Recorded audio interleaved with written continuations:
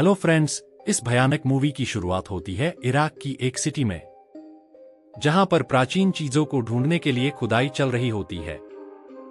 शुरुआत में हमें फादर मेरिन को दिखाया जाता है, जो कि एक आर्कियोलॉजिस्ट हैं। खुदाई के दौरान उन्हें एक एंशिएंट स्टैचू मिलता है। उसे देखकर उन्हें यह पता चलता है कि यह स्टैचू शैतान पजुजू का है। पजुजू यहाँ का एक पावरफुल शैतान है, जो कि गर्मियों के मौसम में ज्यादा गर्मी और सूखापन लाता है और बरसात के दिनों में टिड्डियों के झुंड से तूफान लाता है। ये टिड्डियां बहुत बड़ी संख्या में सभी फसलों पर हमला करके उन्हें नष्ट कर देती है। फादर मेरिन पजुजू के बारे में और खोज करते हैं।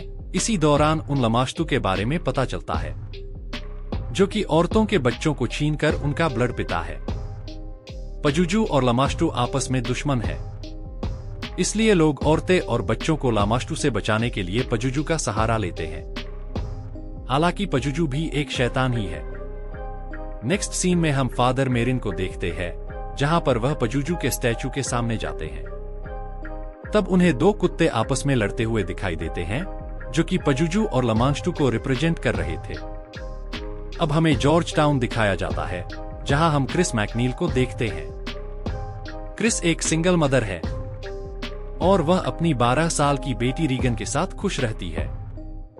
अगले सीन में हम क्रिस को एक लोकेशन पर देखते हैं, जहां वह अपने डायरेक्टर फ्रेंड बर्क की एक मूवी के लिए शूट कर रही थी।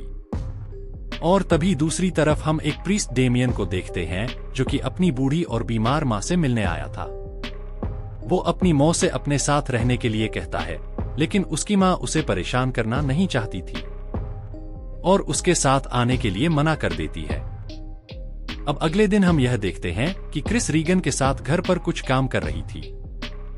तभी क्रिस को रीगन के टॉयज में वीजी बोर्ड मिलता है। क्रिस रीगन से उस बोर्ड के बारे में पूछती है, जिस पर वह जवाब देती है कि वह इससे खेलती रहती है। जिस पर क्रिस बोलती है कि यह गेम अकेले नहीं खेला जाता। तभी रीगन उसे बताती है कि वह यह गेम कैप्टन हावर्डी के साथ खेलती है। क्रिस रीगन की बातों को सीरियसली नहीं लेती और वह बोलती है कि उन दोनों को वह गेम साथ खेलना चाहिए। जब क्रिस खेलने के लिए वीजी बोर्ड के पास है, तो बोर्ड का पॉइंटर अपने आप उससे दूर चला जाता है। क्रिस इस बात को भी इग्नोर करती है और वह कहती है कि मुझे ऐसा लगता है कि तुम मेरे साथ इस गेम को नहीं खेलना चाहती। इस बात पे रीगन उसको यह जवाब देती है कि वो तो खेलना चाहती है, लेकिन कैप्टन हावर्डी यह नहीं चाहते कि क्रिस गेम को खेले। क्रिस इस बात को भी मजाक में ले लेती है। अब रात के वक्त क्रिस सो रही होती है कि तभी उसे किसी की कॉल आती है।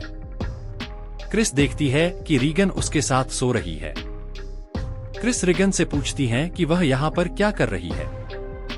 तो रीगन जवाब देती है कि उसका बेड काफी ज्यादा शेक हो रहा था, जिस वजह से वो वहां पर सो नहीं सकती। क्रिस इस बार भी रीगन को इग्नोर कर देती है और रूम से बाहर चली जाती है। अब क्रिस को लॉक रूम से कुछ आवाजें सुनाई देती है। ऐसी आवाजें क्रिस पहले भी सुन चुकी थी। अब क्रिस ऊपर जाकर चेक करती है, जहां पर उसका सर्वेंट मिलता है। क्रिस उसे यह बोलती है कि यहाँ पर काफी चूहे हैं। तब सर्वेंट यह बोलता है कि वहां पर तो कोई चूहे नहीं है, और क्रिस उस बात को भी इग्नोर कर देती है। मतलब इग्नोर करने की भी हद होती है। अगले दिन क्रिस रीगन को हॉस्पिटल चेकअप के लिए ले जाती है। चेकअप के दौरान रीगन अचानक डॉक्टर के साथ मिसबिहेव करने लगती है। अब डॉक्टर क्रिस को यह बताते हैं कि रीगन को नर्वस की प्रॉब्लम हो गई है, जिस वजह उसे ज्यादा गुस्सा आता है और आगे चलकर ये चीज डिप्रेशन में चेंज हो सकती है। क्रिस डॉक्टर पे यकीन नहीं करती। दूसरी ओर डेमियन अपने अंकल के साथ अपनी मॉम को मिलने आया था, जो कि हॉस्पिटल में एडमिट हो गई थी। डेमियन मॉम को अपने साथ रहने के लिए मनाने की नाकाम कोशिश करता है, लेकिन मां उसको वहां से जाने के लिए बोल देती है, जिससे डेमियन को काफी दुख होता है। अब कुछ दिन के बाद में डेमियन की मॉम की डेथ हो जाती है, जिसका डेमियन को बहुत ज्यादा दुख होता है, क्योंकि उस चीज के लिए वह खुद को जिम्मेदार मान रहा था, क्योंकि वो अपनी मॉम को अच्छे हॉस्पिटल में एडमिट करवाना चाहता था, बट वह इतना खर्च अफोर्ड नहीं कर सकता था। अगले सीन में हम देखते हैं कि क्रिस ने अपने घर में एक पार्टी रखी है और पार्टी के टाइम रिगन बाहर आ जाती है और वहां पर मौजूद एक व्यक्ति से यह कहती है कि मेरी डेथ इसी घर के ऊपर वाले फ्लोर में हुई है। ये सुन के सबको थोड़ा अजीब सा लगता है। रिगन उसी टाइम वहीं पर खड़े खड़े यूरिन कर देती है। यह सब कुछ देखकर पार्टी में मौजूद सभी लोग चौंक जाते हैं। अगले सीन में क्रिस रिगन को नहलाकर उसको सुलाकर बाहर चली जाती है। अब क्रिस के जाने के बाद में रीगन का बेड बहुत जोर से हिलना शुरू हो जाता है, लेकिन उसे भी समझ में नहीं आता कि यह सब हो क्या रहा है। अगले दिन क्रिस रिगन को फिर हॉस्पिटल लेकर जाती है। डॉक्टर उसके बहुत सारे टेस्ट करवाते हैं, लेकिन पिछली बार की तरह इस बार भी सारे के सारे टेस्ट रिपोर्ट्स नॉर्मल थे। अब क्रिस की हालत काफी बिगड़ने लगी थी। डॉक्टर्स उसे कंट्रोल करने के लिए नींद का इंजेक्शन देने लगे थे। नेक्स्ट सीन में क्रिस घर पर आती है। तभी उसका फ्रेंड उसे कहता है कि बर्क यानी क्रिस का डायरेक्टर उसकी की विंडो से नीचे गिरकर डेथ हो गई है। क्रिस को लगता है कि बर्क शराब के नशे में विंडो से गिरा होगा। तभी रिगन पूरी तरह उल्टी होकर कुछ अलग तरीके से सीढ़ी से उतर कर आती है और खून की उल्टियां करने लगती है, जिसे देखकर क्रिस और बाकी सब बहुत ज्यादा डर जाते हैं। अब हमें डेमियन दिखाई देता है। उससे मिलने उसके पुराने फ्रेंड कमिश्नर आते हैं, जो बर्क के डेथ के बारे में जानकारी हासिल कर रहे थे। बर्क की डेथ ऊंचाई से गिरने से हुई थी और उसका सर पूरी तरह से उल्टा हो चुका था, जो कि किसी ब्लैक मैजिक जैसा लग रहा था। कमिश्नर को ऐसा लग रहा था कि बर्क की डेथ खिड़की से गिरने से नहीं, बल्कि किसी डेमन ने की है। अब हम देखते हैं कि डॉक्टर्स मीटिंग के लिए बैठे हैं, जिससे रिगन के बीमारी को जान सके, लेकिन अभी तक कोई भी कंक्लूजन निकलकर नहीं आता। रिगन के सारे टेस्ट अभी भी बिल्कुल नॉर्मल थे। आखिरकार डॉक्टर्स क्रिस को एडवाइस देते हैं कि उनको रीगन को मेंटल असाइलम में भेज देना चाहिए, लेकिन क्रिस उन्हें बोलती है कि उसकी बेटी बिल्कुल नॉर्मल है और वो उन्हें मना कर देती है।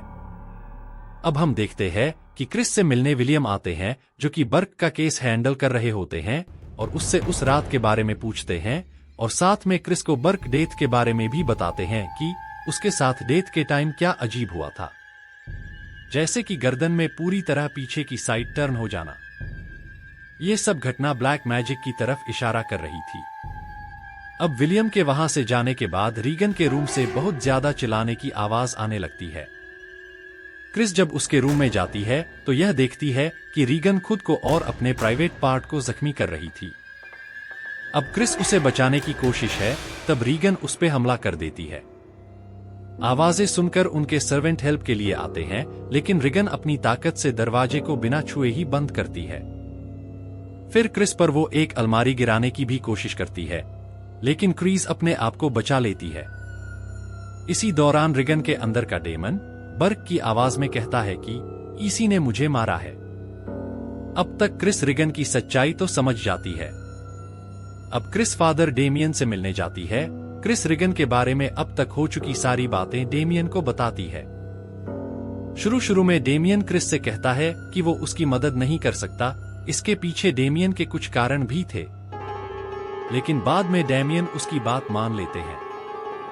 फादर डेमियन अब रीगन को देखने जाते हैं। जब वो रीगन के पास जाते हैं तो उस टाइम वो डीमन रीगन के ऊपर पूरी तरह कंट्रोल कर चुका था। वह डेमन डेमियन की मदर की डेथ के बारे में बोलने लगता है, जो बात डेमियन को काफी ज्यादा परेशान करने लगती है। तभी डेमियन रीगन के अंदर के डेमन से यह पूछता है कि उसकी मां का मिडल नेम क्या है, जिस पर रीगन उस पर वह उल्टी कर देती। उसके अंदर का शैतान इस वक्त डेमियन का माइंड रीड कर रहा था। डेमियन ये बात समझ चुका था, इसीलिए अपने मां के मिडिल नेम पूछते वक्त डेमियन कुछ भी नहीं सोच रहा था, इसीलिए शैतान उसका मिडिल नेम नहीं बता पाया। फिर भी डीमन कंफर्म करने के लिए वह रीगन पर होली वाटर डालते हैं, जिससे रीगन डर जाती है, बट फिर वह क्रिस को यह बताते हैं कि यह तो नॉर्मल वाटर है। इसका मतलब रीगन अभी भी शैतान के पूरे कंट्रोल में नहीं है। शायद से रीगन को साइकोलॉजिकल लेवल पर हेल्प चाहिए, लेकिन धीरे धीरे उनको पता चलता है कि यहाँ पर कुछ ना कुछ तो गड़बड़ है। रीगन यहाँ पर मल्टीपल लैंग्वेजेस में बात करती है, जो कि उसने कभी भी नहीं सीखी थी, और उसकी बॉडी पर हेल्प मी का सिंबल भी उन्हें दिखाई देता है। जिससे डेमियन कंफर्म हो जाता है कि वो अभी भी रीगन को बचा सकते हैं। क्रिस डेमियन को यह भी बताती है कि बर्क को भी रीगन ने ही मारा है, और बर्क की डेथ के बाद उसकी बॉडी की डिटेल से उनको यह भी समझ में आ जाता है कि रीगन पर सच में कोई बुरा साया है, क्योंकि रीगन जिस भाषा में बोल रही थी वह उसे महज 12 साल के उम्र में पता होना इम्पॉसिबल था। अब डेमियन रीगन पर एक्सोर्सिज्म की एडवाइस देते हैं। एक्सोर्सिज्म करने के लिए चर्च को एक वैलिड प्रूफ देना होता है। फादर डेमियन रीगन की रिकॉर्ड की हुई आवाज को सुनते हैं और उस रिकॉर्डिंग में वह फादर मेरिन का भी नाम ले रही होती है। अब यहाँ पर फादर डेमियन चर्च से एक्सोर्सिज्म करने की परमिशन तो ले लेते हैं, लेकिन चर्च यहाँ पर किसी एक्सपीरियंस वाले फादर को भेजने का सोचता है, जिसके चलते चर्च फादर डेमियन के साथ में फादर मैरिन को ही भेजते हैं। फादर मैरिन को हमने मूवी की स्टार्टिंग में देखा था। फादर मैरिन और फादर डेमियन रीगन के घर जाते हैं, जहां पर वह बहुत तेज चिल्ला रही होती है और उसकी हालत बहुत ही ज्यादा बिगड़ गई थी। और फादर डेमियन डेमन से हुआ पोसेशन हटाने के लिए एक्सोर्सिज्म की शुरुआत करते हैं। शुरुआत में रीगन को बेड से बांध दिया जाता है, क्योंकि एक्सोर्सिज्म के टाइम पर विक्टिम आउट ऑफ कंट्रोल हो जाता है। दोनों ही फादर डेमन से उसका नाम जानने की कोशिश करते हैं। एक्सोर्सिज्म के दौरान शैतान का यह कहना था कि वो डेविल है, ना ही कोई डेमन यानी कि शैतान। दोनों फादर उसकी बातों में नहीं आते, क्योंकि वो उसकी चाल को बखूबी जानते हैं। अक्सर शैतान का नाम जान लेने से आप उन पर काबू पा सकते हैं। अब जैसे जैसे एक्सोर्सिज्म आगे बढ़ता है, वैसे वैसे रीगन की हालत और बिगड़ती जाती है।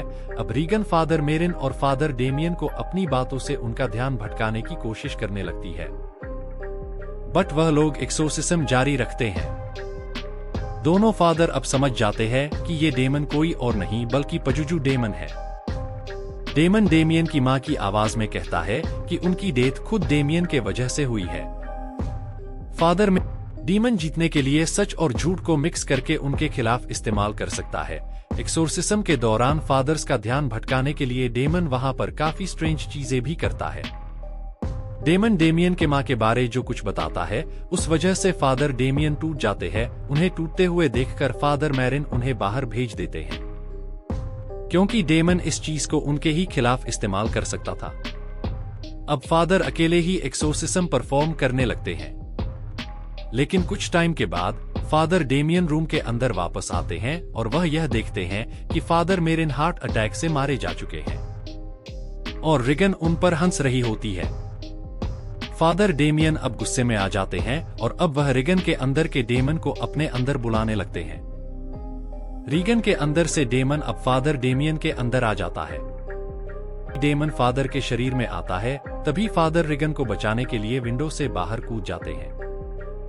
फादर डेमियन ने रीगन और बाकी लोगों को बचाने के लिए अपने जान का सैक्रिफाइस कर दिया।